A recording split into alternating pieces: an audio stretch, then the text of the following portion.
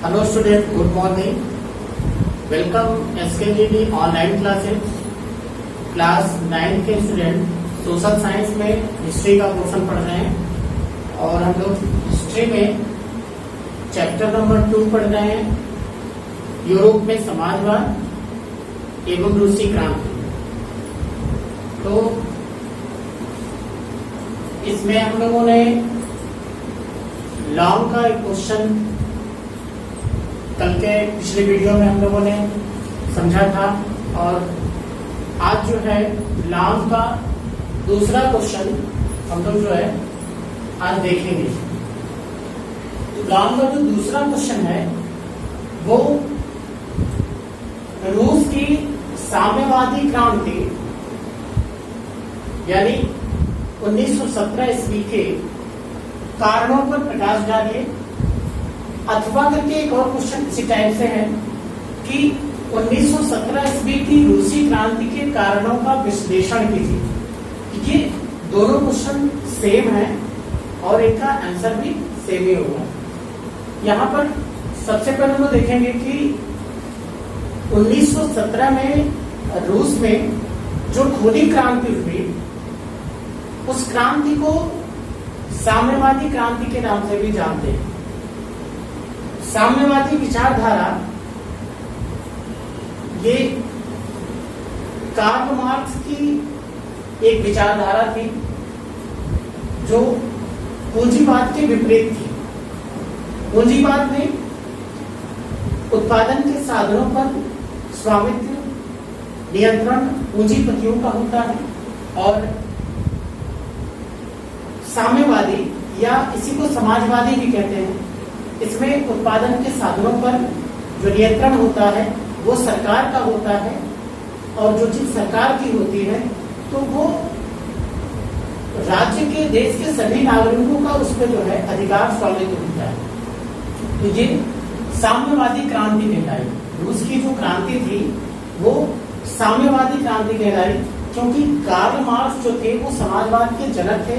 उन्होंने Das Kapital नाम की एक पुस्तक लिखी थी जो समाजवाद की बाइबल कहलाती है और जो है इसी में समाज में जो संघर्ष था पूंजीपतियों और श्रमिकों के बीच उसका उन्होंने वर्णन किया, लोगों के बीच समस्याओं को रखा, लोगों को उससे अवगत कराया और किस तरीके से जो साम्यवादी व्यवस्था के पहले जो पूंजीपति व्यवस्था थी जो औद्योगिकरण के कारण उत्पन्न हुई थी उद्योगों में, वो किस तरीके से श्रमिकों का शोषण करते थे, ये सारी चीजें कार्ल मार्क्स ने रखी।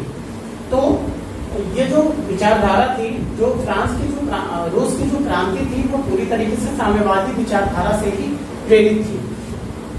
अब हम लोग यहाँ पर कुछ कारणों को देखेंगे कि आखिर रूस की क्रांति जो थी उसके कारण क्या थे। ठीक है, तो सबसे पहले जो थी पहला कारण जो था वो यही था कि साम्यवादी विचारधारा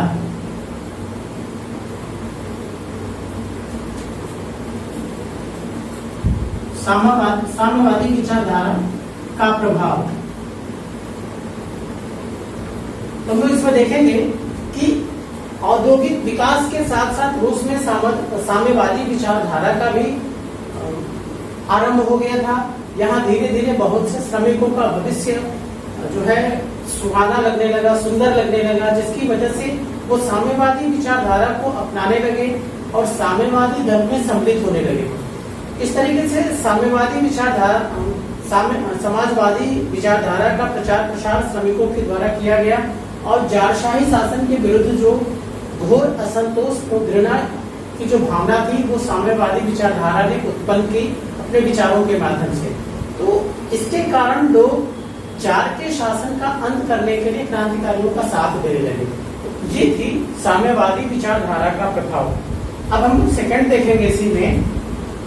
सेकंड जो कारण है वो है 1905 ईस्वी की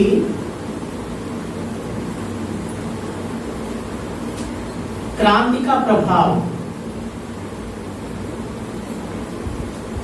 हम लोग जानते हैं कि जो रूस की क्रांति हुई थी वो 1917 में हुई थी, लेकिन उससे पहले क्रांति का जो बिगुल था वो 1905 में बच चुका था, क्योंकि उस समय कुछ श्रमिकों ने अपनी मांगों को लेकर के गैपन के नेतृत्व में जार राजा, उस समय जो शासक थे जार निकोलस द्वितीय, उनके समक्ष प्रस्तुत हुए थे, लेकिन राजा ने उनकी बातों पर कोई भी ध्यान नहीं दिया और सैनिकों को गोलियां चलाने का हुक्म दिया था। ये रूसी इतिहास में खूनी रविवार की घटना कहलाती है, क्योंकि ये रविवार के दिन हुई थी। तो जो क्रांति हुई थी 1905 की, उसका प्रभाव 1917 में देखने को मिला। लोगों में इससे राष्ट्रीय एकता की भावना जागृत हो गई, स्वाधीनता के लिए संघर्ष की भावना जागृत हुई, जारशाही शासन के विरुद्ध जो है लोगों ने क्रांति के लिए अपने आप को तैयार किया, प्रेरित किया। हालांकि जो 1905 की जो घटना थी उसमें क्रांतिकारियों को सफलता नहीं मिली थी, लेकिन फिर भी कहीं न कहीं जो जारशाही शासन की व्यवस्था की जो जड़ें थी उसको इन क्रांतिकारियों ने हिला करके रख दिया और वहीं से इन लोगों ने शपथ ली, एक अपने आप में एक प्रेरणा उत्पन्न की कि हम जो है जारशाही शासन को मिटा करके और रूस में वास्तविक लोकतंत्र की स्थापना करेंगे। इस तरीके से 1905 की क्रांति का प्रभाव जो था वो रूस की क्रांति पर देखने को मिलता है। अब यहाँ पर हम लोग थर्ड कारण लेते हैं, रूस में बौद्धिक क्रांति। रूस में बौद्धिक क्रांति।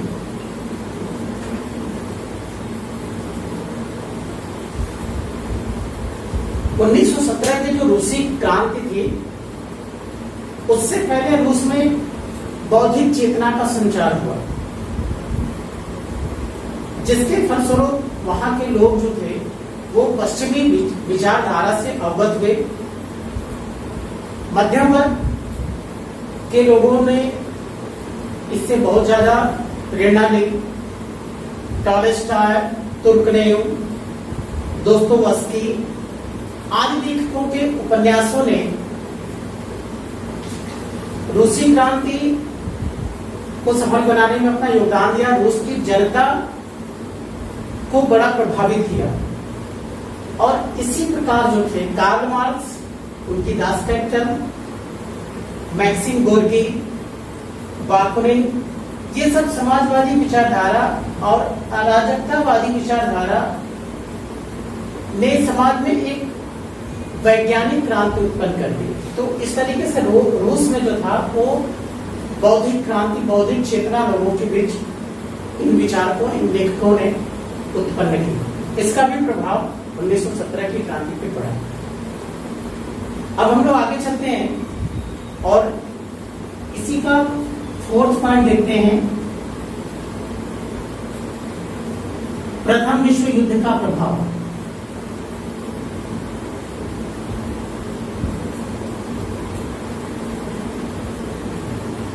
प्रथम विश्व युद्ध का प्रभाव। प्रथम विश्व युद्ध जो हुआ था वो 1914 से लेकर के 1918 तक हुआ था। यानी प्रथम विश्व युद्ध 1914 में स्टार्ट हुआ और 1918 में खत्म हुआ। और हम लोग देख रहे हैं कि जो रूस की क्रांति थी इसी बीच स्टार्ट हुई, प्रथम विश्व युद्ध के दौरान 1917 में। तो प्रथम विश्व युद्ध का भी प्रभाव यहाँ पर देखने को मिलता है कि जब 1914 में पहला विश्व युद्ध शुरू हुआ उस समय दो पक्ष, विश्व में दो गुट, देशों के दो गुट बने थे। एक गुट में जर्मनी, ऑस्ट्रिया, इटली शामिल थे और दूसरा गुट जो था वो इंग्लैंड, फ्रांस और रूस का था। रूस के समक्ष मित्र राष्ट्रों के साथ युद्ध लड़ने के लिए मजबूर थे, युद्ध लड़ने के लिए। क्यों? क्योंकि रूस में जो है वहां की अर्थव्यवस्था पूरी तरीके से इंग्लैंड के कब्जे में थी। तो जाहिर सी बात है जब इंग्लैंड इस युद्ध में लड़ रही है तो रूस को भी उसके साथ लड़ना पड़ेगा। तो इस तरीके से प्रथम विश्व युद्ध में रूस का जो भाग लेना था वो भी एक बहुत बड़ा जो है विनाश का कारण बनी। सैनिकों में बहुत थकाव आया, जन और धन की हानि हुई। प्रथम विश्व युद्ध में सबसे ज्यादा नुकसान रूस को उठाना पड़ा था इस युद्ध में। 6 लाख सैनिक मारे गए थे और 20 लाख सैनिक जो थे वो रूस के बंदी बनाए गए थे। और जो निर्णय था रूस का इस युद्ध में भाग लेना वो कहीं ना कहीं बहुत ही हानिकारक सिद्ध हुआ। तो इस तरीके से प्रथम विश्व युद्ध जो था उसने भी रूसी क्रांति को उत्पन्न करने में अपनी महत्वपूर्ण भूमिका निभाई थी। अब हम लोग यहाँ पे 5वां पॉइंट लेते हैं, 5th नंबर।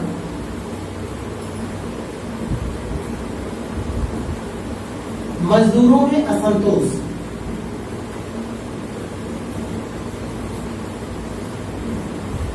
मजदूरों में असंतोष।